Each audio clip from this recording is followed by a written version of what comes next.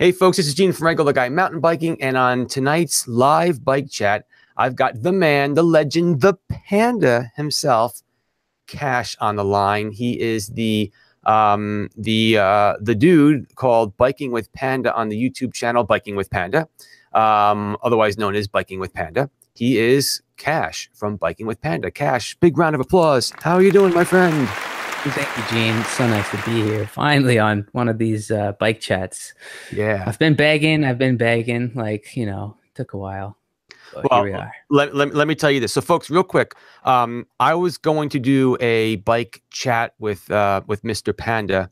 We're not that close yet, so I still have to call him Mr. Panda. But eventually, we'll become tight, and I might be able to call him by his first name. But he's still Mr. Panda.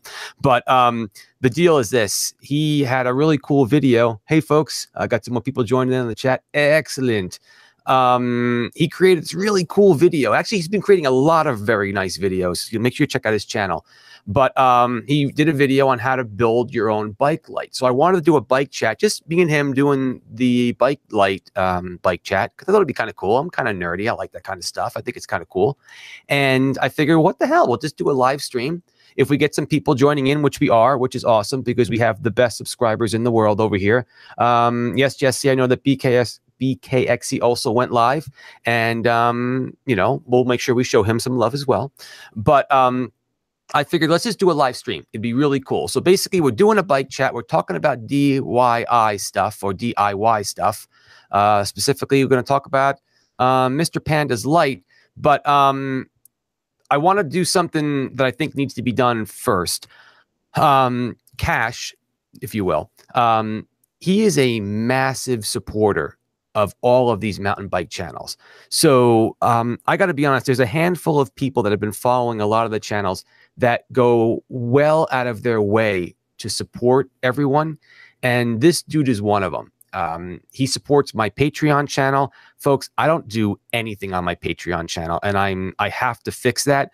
This guy keeps on supporting me over there. He supports a lot of people. And there's quite a few people that are at his level that do this much for everyone, but always not enough. And I just want to personally thank him for doing everything he does for everybody. So thanks so much, man. Hey, I'm thrilled about what you're doing for everybody. Like your regular guy mountain biking group is just, it's pretty great. It's just regular people, because a lot of the pros are awesome, but I can't do what Johan Borelli does on a cross bike on a Whistler Bike Park.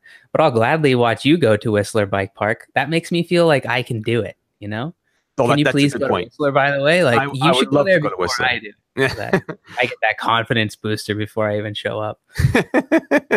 Like, don't worry, this mountain has been blessed for me by Gene. It is safe. I can be here. It is nice to know that I'm able to keep the bar low for you, my friend. It's good that we have this kind of relationship. No, what I'm saying is, we're about the same level. Yeah. Dude, I am just picking on you because that's what we do to each other. But no, honestly, you hit the entire reason why Regular Guy Mountain Biking exists. I just wanted to do a channel because I thought it'd be nice to have something to have a lot of people relate to, because I am at such a low level that people can say, well, you know what? This knucklehead's out there doing it. Why can't other people do it too? So anyway, but I don't want to talk about me. I have a whole channel and a bunch of videos about me. This one's talking about you because of everything you do for everybody. So forget about me. Let's talk about your bike light. Let's take a look at this sucker. Tell us what inspired this creation, you ingenious mad scientists, and tell us what you built. So basically up here, we have no choice but to ride at night in the wintertime. There's only 10 hours of light during the day, and you're lucky if it's not overcast. So I also, I was spending a lot of time working overnight at work as a software developer, just with people overseas. And out of necessity, I couldn't go out and ride during the day. And I started thinking, maybe if I could use my my bike trailer with a car battery and one of the lights that I use to grow my cactus downstairs, then I might be able to pull it off and ride through the woods feeling like it's daytime without, any of the safety problems. So that was my goal there. I was really impressed at how well it worked. Honestly, the first time, it just, I thought, okay, this this car battery is going to push my bike just over the edge of the trail and down the cliff, like into the river. And you're never going to see Panda again. Nobody knows that I'm really here right now. This is a bad idea. It's a Panda scream in the woods if no one's around to hear him. Oh man, the other thing that I was wondering is, what are people going to think of this massive ball of light that's just flying through the woods behind their houses?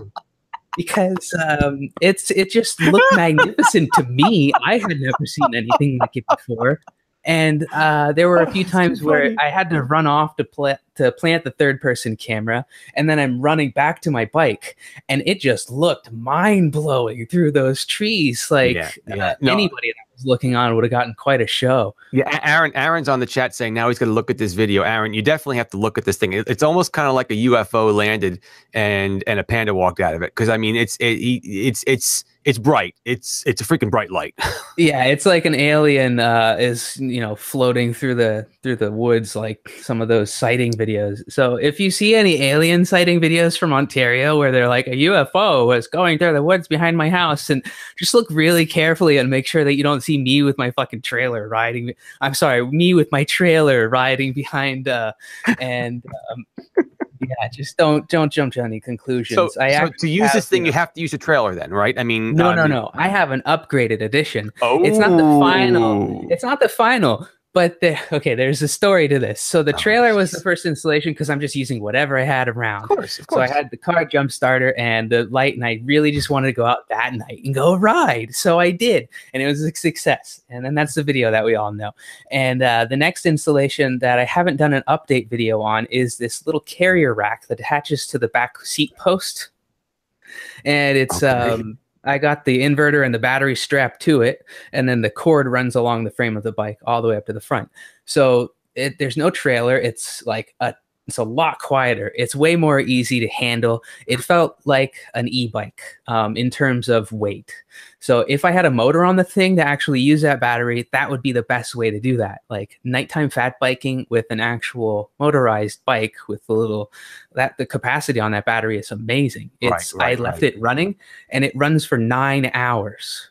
Really? Yeah. So the battery size that I have is way over, and it's a 8 or 12 amp hour battery. Well, so if I have any of it over here, can we look at some of this stuff? Do you have it around here? So I have the hand truck it in. I ordered a new heatsink here just because it's actually strapped Jesus to the. Christ, yeah, this is pretty damn big. So like, there's my hand there. That's basically your bike light. The size of that's a bit bigger than your palm. Yeah, and it's the problem for me is that it's got these pins on the back. Can you see the size of this heat sink this guy's carrying on his bike for his bike light?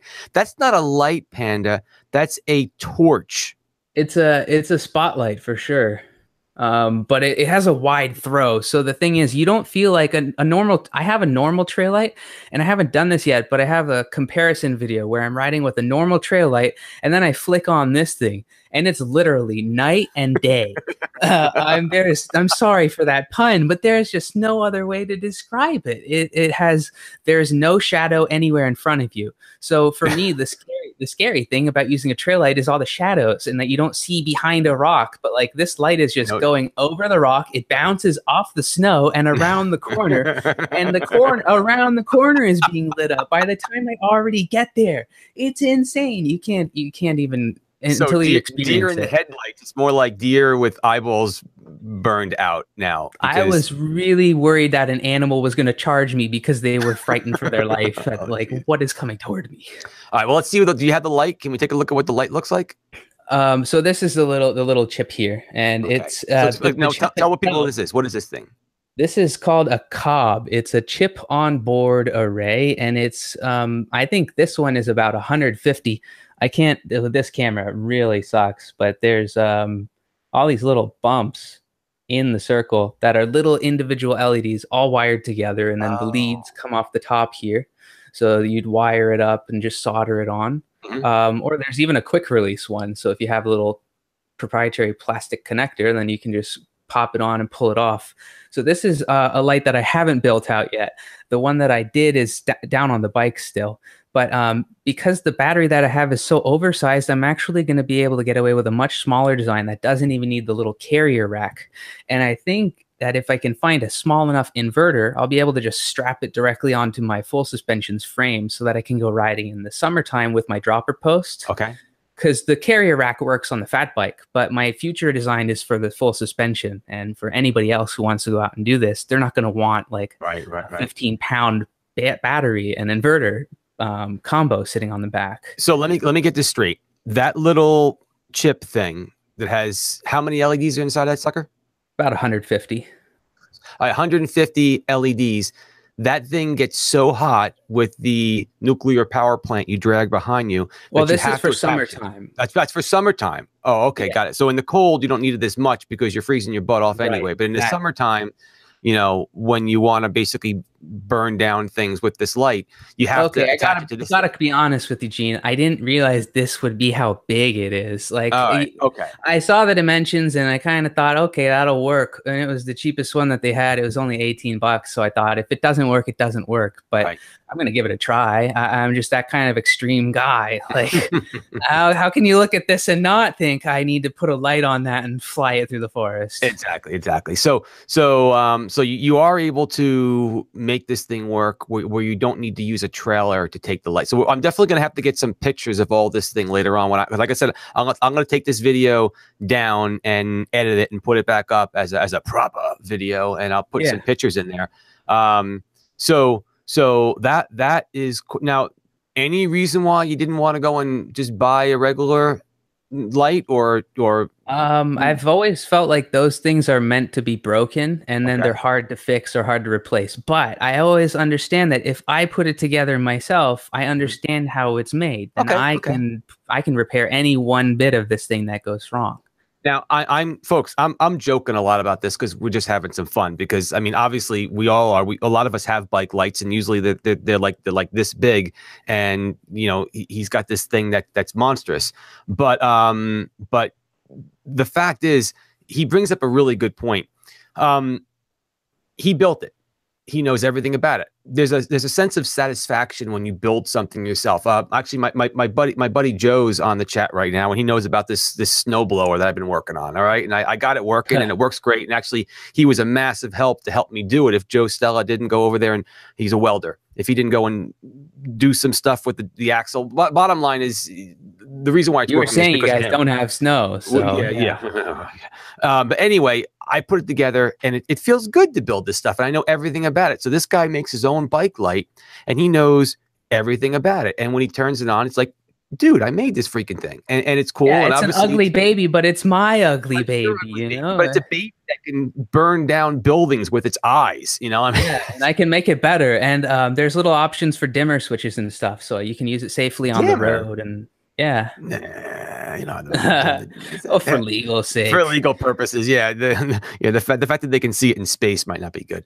The police have required me to make this disclaimer. I endorse dimmer switches. Not really. Oh, God. All right. No one else I want to throw your way over here, dude. One of the best things about me starting this channel is all the friends that I've made, and a lot of the people that I've become friends with have started YouTube channels after mine. Okay, they're like, you know what?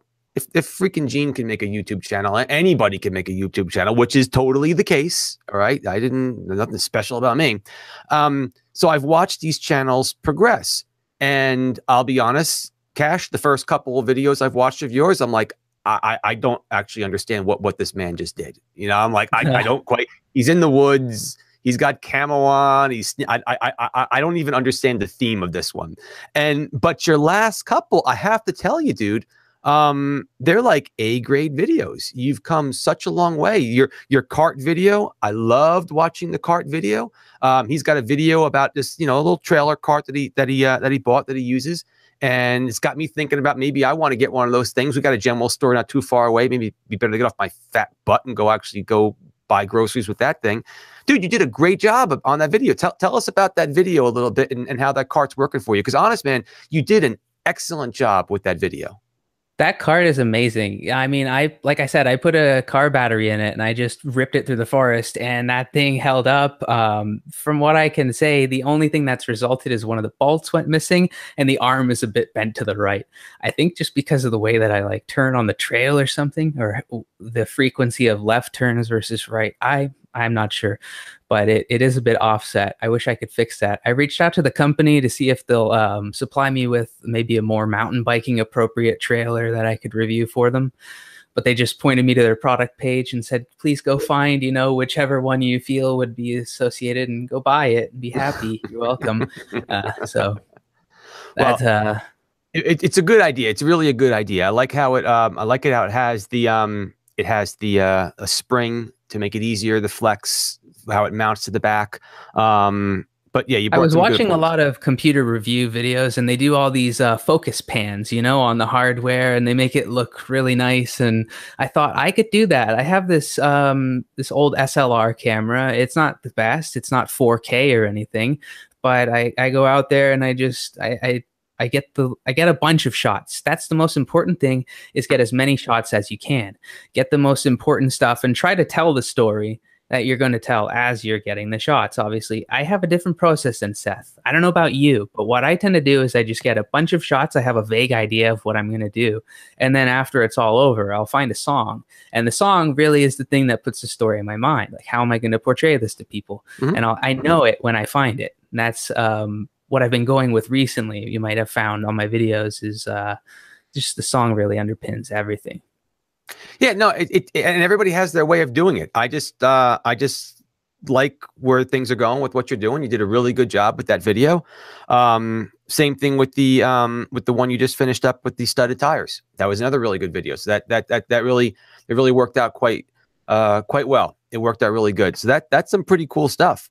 And we got some people chatting over here. Basically, you're all looking at saying, they like the ideas. We got Iffy Lever on there saying, that he's built some stuff in the past, and same thing. It's pretty cool still using your hands and your head to just keep thinking about doing things. That's why we like to do these videos, because it's just interesting to be able to Yeah, it keeps you stimulated during yeah. winter when you feel like, oh no, winter's coming, there's going to be a lull. So I just gave myself this massive shove of building this light, because then I told myself I have no excuses. Oh no, darkness is coming. It's more like, oh yeah, darkness is coming. Then I can go do, I hope my battery's charged. Like, that's the thing.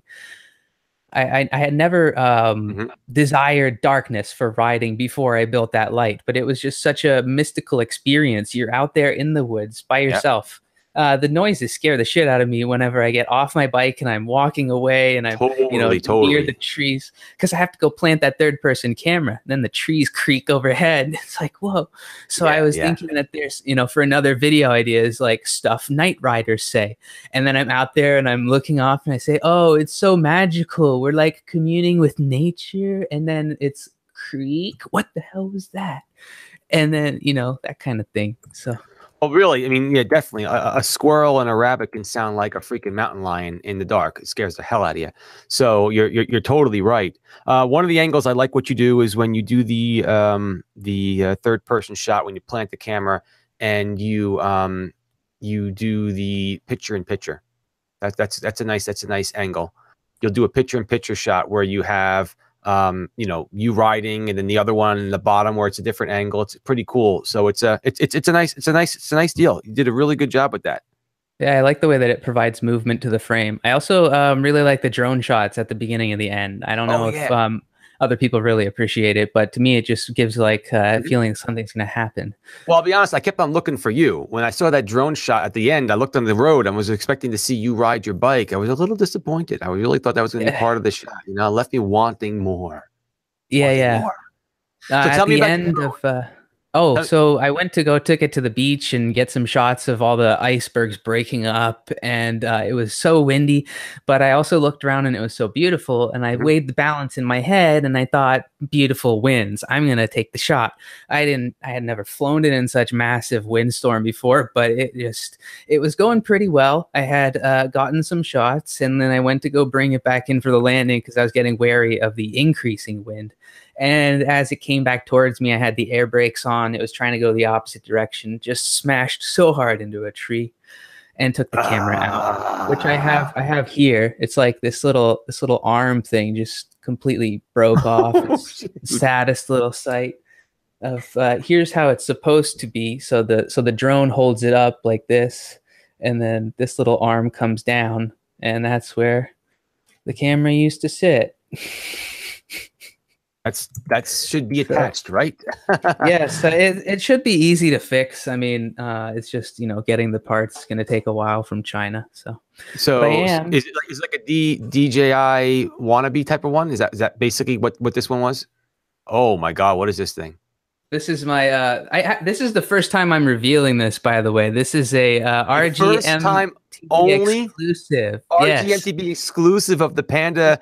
This is my upcoming hexcopter that actually folds, so it comes out like this, and then it becomes even bigger.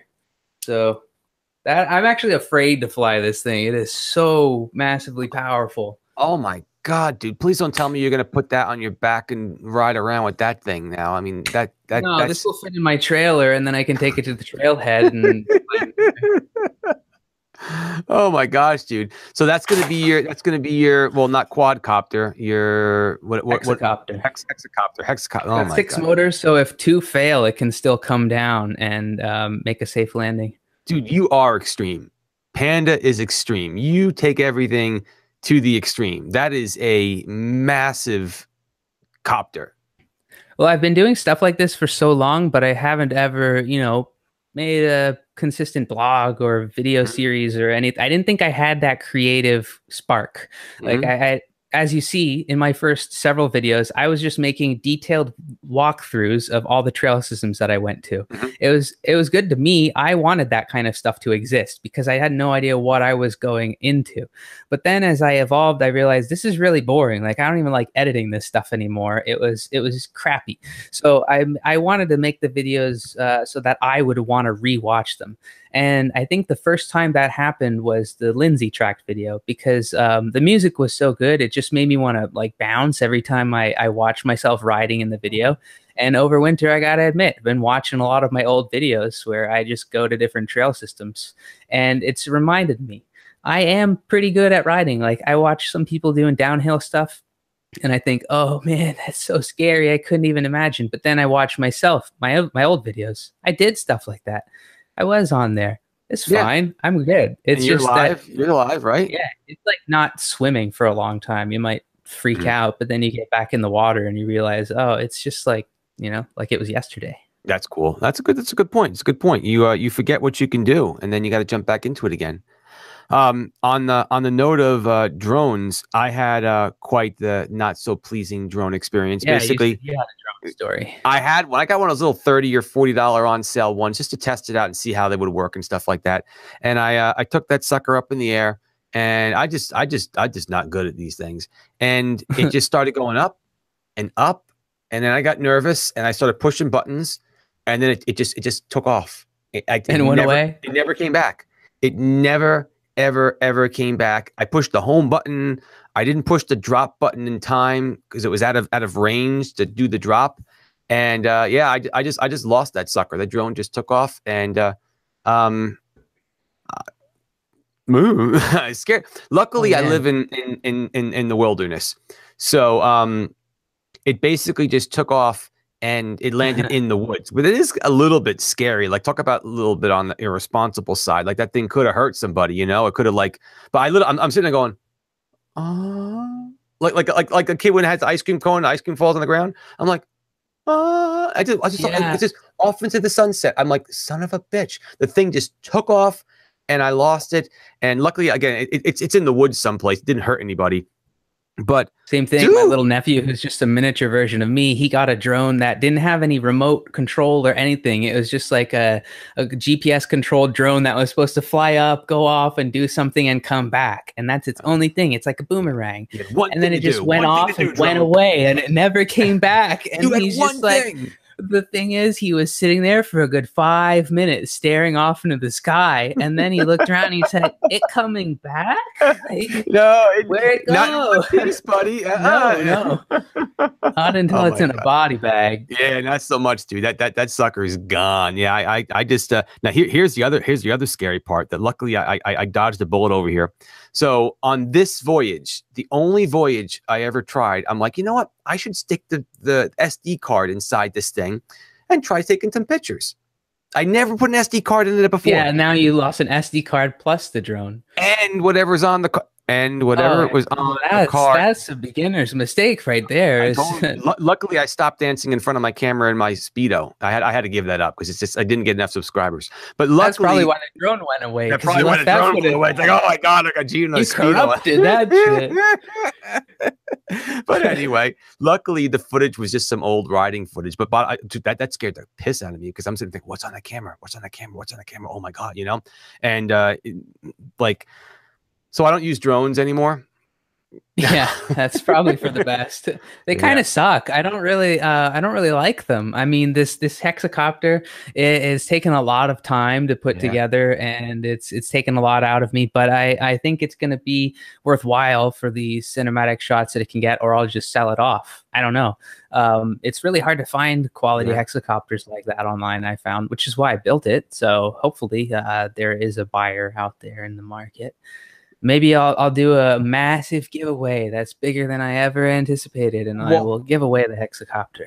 Someone's asking me about this a couple times about Panda. Who won the 360 camera? Right. What's the scoop on that, dude? I don't know. So I wasn't able to bring it up for a while because I didn't want to ruin it, because the person who won the camera had no idea that they were even in the contest. Their father entered them in the comments. I don't know if any of you are familiar with Mike Likes Bikes. Yes. His son Lucas was submitted by him, and his story was very touching. You know, it's a father-son duo. I had that, so I wanted them to have something to experiment with 360 video, and I'm looking forward to, because I know that he's done the drone video experiments, and I figured Mike's going to find a way to attach that to a drone, and I just want to see that 360 footage from the sky. It's going to happen. Well, it's so funny. I was literally just trying to look up him because he has his other channel. I think it's Mountain Bike Camera Academy or Mountain Bike. Oh shoot, I'll look at the name. But yeah, Mike Likes Bikes. I was going to bring him up because he does a lot of drone work. He just got a new drone. I won't say anything more about it than that because I'm not sure if he did the release or the unboxing yet, and that wouldn't be very He cool. did the goodbye video, but he hasn't done the unboxing of the new one. So. Right. So I'm not going to go and put my foot in my mouth and screw anything up there. But yeah, thank you, Aaron. MTB Film School. Thank you very much. Yeah. And that guy's pretty talented. So that is pretty cool that he won that camera. And he does some really cool drone footage. So I just said, look, Mike, I'm not buying a drone. You got one. We're just using yours because I just can't do it. No, but know what I did get? Have you ever heard of a cable cam? Yes, I was looking at building my own, and you can use an RC car to do it. Well, that was the plan. I was going to build one of my own, but there's a viral line. That's the one I bought anyway. It's you know it's a foldable, all done cable cam. So I wanted to basically have a cable cam with me. This thing is so freaking sweet, dude. It's it's small. It's a Kickstarter thing, so I still have to wait for them to basically ship it out. But they made like crazy money on this thing. Like they made so much money that they actually gave us more stuff than we bought because they're like, we got to do something because we made so much money. Hey man, thanks for getting me in on that while it was still a Kickstarter, and I could have contributed. Well, you're gonna make one anyway, dude. You know, but I mean, this thing's pretty sweet, dude. It's viral cam, viral light. I don't know what it is, but I forgot the name. But it's not gonna be out till like May, I think, or so. It's gonna be delayed.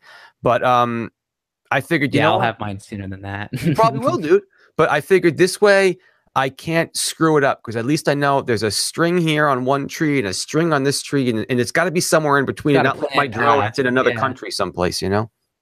What would be sweet is if my DIY one somehow correlated my speed on the bike with the speed of the camera, so I could actually have an Arduino controlling the motors in the little thing that's linked up with a banana pie in the bike that's using GPS to determine how fast I'm going, and then just send that info to the camera. Well, you can do that, or maybe there could just be a sensor on you that it's reading, rather than having to relay all that information back. Because there's another one out there called Solo Cam or Solo Shot. Yeah, Solo Shot. That's freaking crazy expensive, dude. It crazy, is. And $800. And they finally came out with it. Yeah, definitely. Yeah.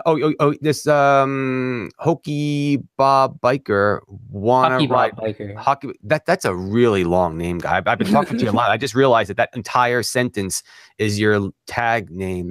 How the hell are you gonna ever put that on a sticker? I mean, that's huge. Anyway, he did it with a zip line. Cool, man. That's pretty cool. But the idea here is that what was I saying, dude? I lost my track of thought. I'm getting old. I wasn't sure. I'm just thinking about the only thing is I don't know how I'm going to get the cable up in the tree. How? Yeah. Well, this thing has a pole. A pole. No, it has like a ratchet thing. It comes with a string and a ratchet system, and it's really nice. Oh! We were talking about the solo thing. It's like crazy expensive. My buddy Shane ordered one and wanted to get one, and it was like a year late. And he just gave up. I don't blame him, but that's why I went with the cable cam, because it's going to be perfect. It's easier for me to take with me. I just take it out of my bag and attach the string and go there. But there's no lithium batteries that you have to worry about taking on the thing either. No, it's just going to be pretty easy going. It's and you know, it's got a little RC car joystick thingy on it. And but what I want to do is put a what the hell is it?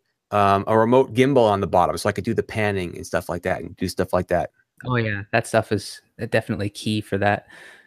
That's the part about the Arduino and the Banana Pi. You want that software looking at the camera to track you.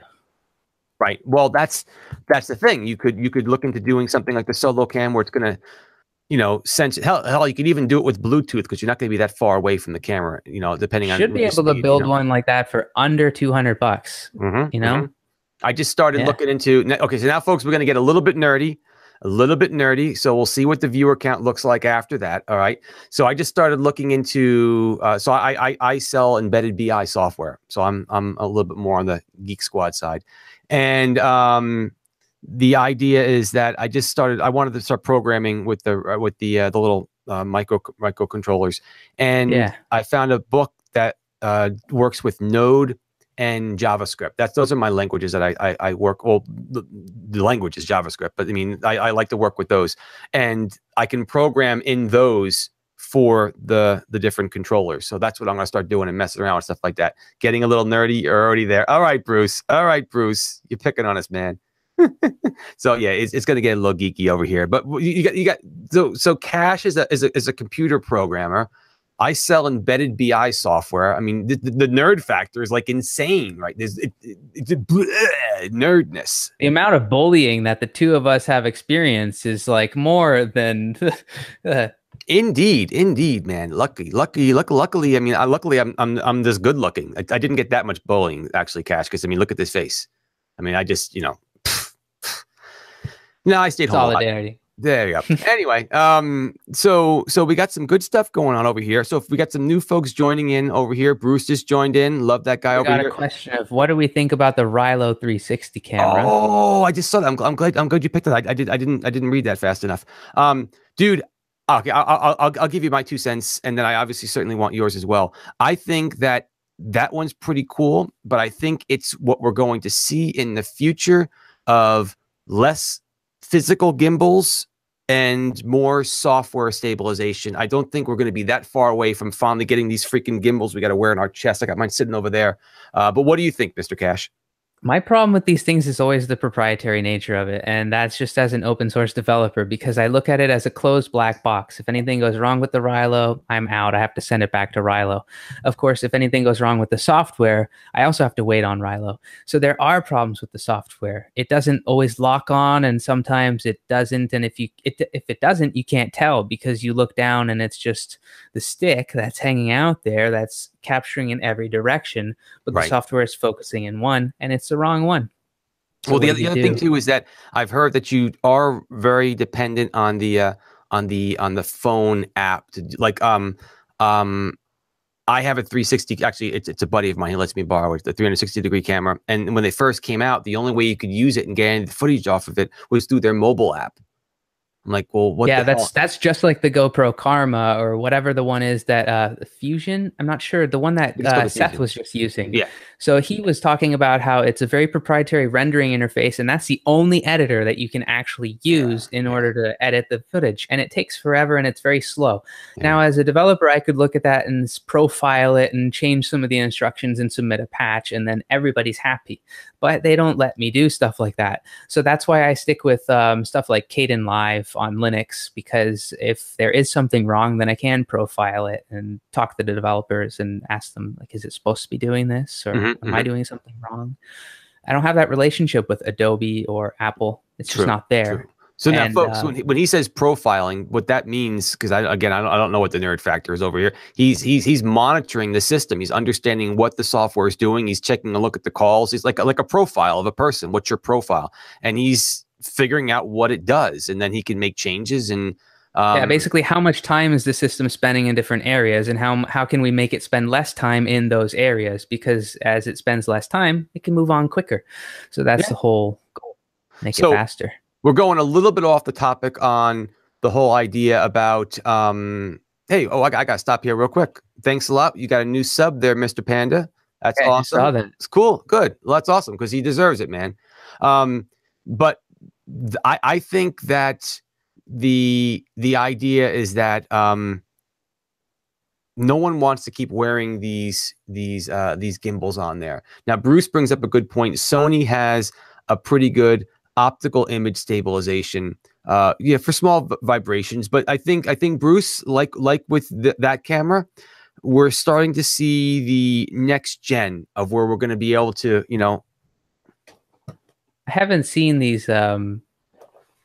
not have to ride around with this thing on our chest to make a decent video. It's just too much. I don't. It's expensive. What is the Sony that you're talking about?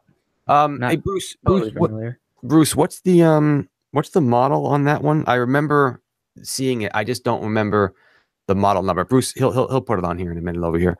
I forgot which one it is, but it's got some image stabilization, but it's like some of these cameras are starting to put in image stabilization inside of the actual one. And like in the camera itself, which is pretty cool. But you can only have so much axis control because it's only so big, Yeah, it's just moving the frame around, and that doesn't look very natural in some situations either. No. And that's why a lot of times you have to go and shoot in 4K because you need that wider frame so that it can crop in to make it look right, Personally, I wish that action cams let me shoot in 8K so that I could save it on dual SD cams, and they're just not where I want action cams to be. If my next foray in technology might actually be an action cam company where I take professional camera technology and then I bring it to the masses. It would be really nice to have a camera with 2 SD card slots that it records to both. So when the video card corrupts, which it inevitably will, you have a backup copy. I can't explain how many times it's frustrated me to hear that people like Alex, Brian, Phil, Seth, they're all losing their footage of rides because it's only recording to a single SD card. And then they don't even know that until they get home. Sometimes you could have just gotten it again right there on a different SD card if only you had known, but you don't have a way to review the footage or anything like that. Well, folks, how about you online over here? Because honestly, dude, I was recording a video today, and I like my GoPros, but this was the card right here. This was the one. I tried to save it and it didn't save and the video got corrupt. So has it happened to any of you guys online where you recorded the video out there and when you click, so what happens with the GoPro is it goes, it records. Yeah, exactly. Lost footage. And this camera corrupted the SD card that was on it when the drone crashed. So I didn't even get the footage of the beach flight that I was hoping for. It's a pain. And when you stop the recording, that's when it tries to, because a lot of times it's caching the video in memory and then pushing it over to the card. And you push stop and the damn thing goes down and it crashes. Yeah, Aaron says throw the 8K video camera on the trailer since I already have the lighting taken care of. And that's true. I could totally use a slow motion camera out there on the. I've seen this massive chest mount that has like these two arms to hold a steady cam. I showed Brian that, and his reply was stable at any cost. Yeah, yeah. I mean, you know. We love doing this stuff, but some of the gear just has to still continue to evolve a little bit more. Sometimes you're not trying to capture the ride itself. And for that, the gimbal, the 360 cam, those are still fine. But sometimes you're trying to capture a different story, and maybe you need a different technique for that. So that's why I think the gimbal, the GoPro will never really go away. It will always have a spot in my camera library, even if a 360 camera did come around that happened to have distortionless, perfect gimbal. You know, I would still want to have that old school panning and scanning mountain bike. Well, my hope is that Rilo pushes the envelope for us just enough so that we can maybe just use more with software image stabilization. That I mean, I only need so much stuff here at this point just to kind of make my life a little bit easier, and that would be, as it is, the one I have right now. I'm using some JB Weld to kind of hold the thing together. So we're crossing our fingers, you know. You should see these videos from the 1980s of snowboarders on the half pipe with the JVC camera like duct taped to their shoulder. Have you seen those? Oh yeah, yeah. You were around then, of course. I was just going to say, first of all, we got a lot of guys out there. Yeah, Bruce lost some footage. A lot of guys know what you're talking about, dude. So okay, so I know, don't let these young boyish good looks let you go astray. I'm actually 46, and back in the day when there was a company called Vizio Cam, and anyway, what they sold was they sold a camera lens. It was just a camera. And you'd strap that to your head, and then the wires would go down, and you'd had to carry with you a VHS camera. So in my backpack, I had a little handy cam, and then the fancy thing was that this thing had a remote that would turn the camera on and off to start the handy cam to record. So I was basically riding down the mountain with a handy cam in my backpack, and it looked like a freaking unicorn off the top of my head, and that was I have to find that video. I still have a video that I recorded with the thing. It was huge, man. God, that would be hilarious if you could find that and make a retro video with that thing today. Oh my God, I don't want to. Okay, we We got MTB Crank Addicts 48. All right, man. So finally, I'm not the oldest person in the crowd. It's getting kind of sad now, because now when I go to my meetings, I used to be the youngest, and now I'm not. But anyway, well, okay. What Bruce used to use remote video bullet cams connected to VH recorders, exactly, and a tank bag on a motorcycle. Exactly, dude. I hear you in the video footage. Dude, Bruce, I am so with you. It was hysterical, the gear I used to carry with me to record a freaking mountain bike video, and the fact that there was no third-party shots other than you taking all this crap off and sticking it in the wood someplace because you didn't have a little camera. I mean, now I just stick this thing on a little tripod and shove it in a tree or something like that. My bike trailer light combo must seem like an ultimate throwback to your days of yore of just trying to throw whatever you guys had together in these massive fucking overweight contraptions that you were riding at the time. Like even my bike from just 4 years ago that I hopped on with the ice bike tires, that thing weighs a ton, and I can't. It was a lot of fun, but only on the downhill, man. On the climbs, that thing sucks. Yeah, on the road, that thing sucks. It has no dampening in the shock. Well, yeah, I don't even know. I saw what you were riding over there. That looked like one of those Walmart death traps, but it had the 26-inch. Yeah, Canadian Tire equivalent. Question for you guys out in the audience. Kash put together a nice video on inexpensive spiked tires. Have any of you guys used spiked tires out there? What's your experience with spiked tires? Because some people try to make them. That's kind of iffy. But you're right, dude. In your video, you express the expense to buy these suckers. These spiked tires are very, very expensive if you buy a good set of them, and it's just kind of crazy. Yeah, the cheap ones that I got, they're cheap for a good reason. They have a reduced spike count, and that counts a lot. Pardon the pun. I don't mean to do it again, but it's there. So the spikes that you need are on the sidewalls, not really on the sidewall, but the knobbies that come up. Because as you're pushing hard in the corner, if you lean the bike too far and you don't have those spikes there, it's just going to give way from under you. And ice doesn't feel good to fall on, unlike snow, which feels pretty fine. Yeah, yeah, So, no, it's a good point. It's a good point. And the ones I saw, it only had a few spikes down the center, but you did yeah, again. those were Another good great for video. climbing, Yeah, yeah, and that yeah. was my big problem before was not being able to. But the bike itself sucks for climbing, so I'm back to that again. This whole geometry versus tire battle. So somebody pointed out that the Schwalbe Ice Spiker tires were relatively affordable where they lived. So I looked them up, but where I live, they're not. So they might be for you, but they're still on the way more expensive side. They're like a DHF and a half in terms of cost. Yeah, yeah. I DHF back in already. the day, I had used those. I used to run another mountain biking group back when I did this the first time around called Team Fat Bastard, which was a great name to go and try to get free product from companies. When I tried to talk to someone on the phone and said I had to change the name, but I did do product reviews back then too, and I had those Schwably ones, and they were good. They really were good, but I had gotten those sent to me. If not to buy them, they were just too expensive. You're right, dude. But the studs went further out on the side, just like you said. Yeah, I might go ahead and take a few screws to this one and just go ahead and crank them through and make a video update on how to make cheap studded tires Hmm. a little more expensive. So, Well, the other thing too is, we didn't even start getting into fat bike studded tires. oh my Fat bike, God, dude, ridiculous. It's like $400 for a set. easy, $400 a set Yeah, for studded. minimum. Yes, totally, totally. I forgot the one brand that I looked into once. I'm like, I had a low budget, happy, but low. Though I'm selling my fat bike now, just saying. But that fat bike that I'm selling, I have no problem with. I'm moving on to something else. And the bike was only a few bucks more than those tires. I'm like, you got to be kidding me! You got to be kidding me! Are they like titanium studs or what the hell's with these studs? It was crazy, dude, crazy. Yeah. It's like the person putting the studs in was paid $50 an hour, at least I hope, but I don't think Or so. per stud, I think. I don't know. $50 per stud. I don't know. Well, folks, here's the deal for people that are joining in over here.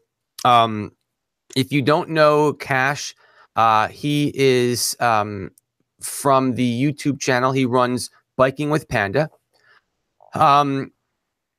He's a very big supporter of quite a few of these mountain bike channels. If you've been on the show from the beginning, you've heard me say this, but a lot of new people are jumping on. And I think this is right. I want to make sure I send another shout out to this guy. Kash does a lot for the mountain biking community on the YouTube channels. He offers a lot. He's always chatting on the comments. I'm an enabler. I just love enabling people. But he does a lot, and it's very well appreciated. Thank you, man. And I just want to make sure that that the dude gets a golf clap, because we thank so much for everything that he does for everybody. I've done my service for winter too. I think winter owes me a bit of gratitude because some people down in Florida who were saying that they were afraid of snow or they just couldn't imagine how it could be fun. They watched my videos and thought like, I want to go there and ride where he's riding because that looks just magnificent. Totally. Which is exactly how I feel about it. I was afraid. I thought, oh, winter's going to come. It's going to shut my life down. But it only just opened it up to like a new area that I had never been to. Yeah, definitely. I have never ridden in the snow like this before. I had never built a light to ride at night. I had never ridden at night. The first time I ever rode at night on my bike was with a light that I built that just made it seem like I have the freaking burning that was sun the first in front time. of So folks, just so you know, this bike chat live stream started out as us just talking about Kash's DIY bike light. We obviously this massive heatsink behemoth that is going to be upgraded to in the future. So this isn't even the one that's on there now. It's the one that's on there now is about half the size, but this should help for summertime a lot if I were experiencing heat issues. Yeah. So what? So basically, the first time this knucklehead goes out and does night riding, he does it with a light that he makes. That's tough. Talk about rolling the dice, dude. Did you at least bring a backup light with you or something like that? I had my cell phone, so I figured if it, it has a really nice light on it. You don't understand. It has a whole LED flashlight of its own. Oh Lord. I'm an extreme guy. I modified my cell phone light so that it's more powerful too. No, you didn't. Yeah. You did. You went in there and you put a new LED inside your cell phone. No, I didn't. I'm Okay, just pulling thank your you. leg. All right. I'm like, you must have a very good soldering iron. All right. Well, look, folks, here's the deal. We're getting to about the top of the hour. I try to keep these things to about an hour because that's usually what people will use for a commute. They'll listen to these things on the road and get a kick out of them, especially this one. We had a lot of good laughs on this one. Kash, I had a great time on this live stream bike chat having you on. Hey, This me was too. You're far less boring than I thought. Like I you know, need right? to be more of yourself in your videos. You got to put more of that out there. I know. I'm telling you. Like once you get to know me, I'm actually a pretty nice guy. I mean, it Yeah. just takes a little while to All those people were wrong. I don't know what they were talking about. I'm just kidding. Nobody says anything bad about you. Oh boy. Okay. So anyway, folks, look, you've been watching the Regular Guy Mountain Biking Bike Chat live stream edition. Featuring the one and only Biking with Panda, Kash, and I will stop talking so it shows a picture of his face. Here, yes. Panda. It was a great show. And I want to thank everyone that was on the chat tonight. You guys are awesome. You guys are awesome because you guys support all these different YouTube channels. I think I say it in almost every one of my videos, but I can't thank you folks enough for supporting this channel. Just being on here tonight, just talking, taking the time out of your day to hang out with us. It's just awesome. You guys rock. I thank every single one of you. I'm going to keep thanking you again and again and again. I'm going to be like your grandmother, giving you that hug and that smushy kiss on your cheek every single time I see you at a holiday, because you mean so much to me in this entire channel. And not for nothing, but if I didn't do this, oh yeah, hey, Panda's giving me the eye. Dude, look, dude, if it wasn't for this sob story over here, I would never have met you, my friend. Okay, that's how this whole thing works. And I've made some more friends on this channel right now by talking to some of these guys over here. Mister, hey, I've got I wanted the to longest say YouTube before we name in the sign world. out, I really love Hockey Bob Biker's channel. That guy reminds me of like a bike man for you in training. He just needs to really let his personality be unleashed in that channel. I'll take a look at Hockey Bob Biker wanna ride bikes. Yeah, Jesus, Christmas, dude. I you got to shorten that. You have to, because it's just the longest. I open up a server request with YouTube for that or something. I don't know. You want to know what I'm doing with my mouse right now? Want to know what I'm doing right now, Hockey Bob? I'm actually widening. I'm widening the chat screen so I can fit your entire name on the screen. Right, I'm just busting your stones. Anyway, I'm going to be taking a look at a lot of these channels. But let's end this thing on a good note. I had a great time tonight. Keep the party on the pedals, my friends. I thank you so much for watching. If you like this video, please give it a thumbs up. Give us some comments down below. Have you smash that like? Smash that like button. Smash that sucker. I want to thank Kash for being on the show, and we'll catch you guys later on. Kash ended for us, so they see your face and not mine. All right, guys. Until next time, you know what to do. Go ride.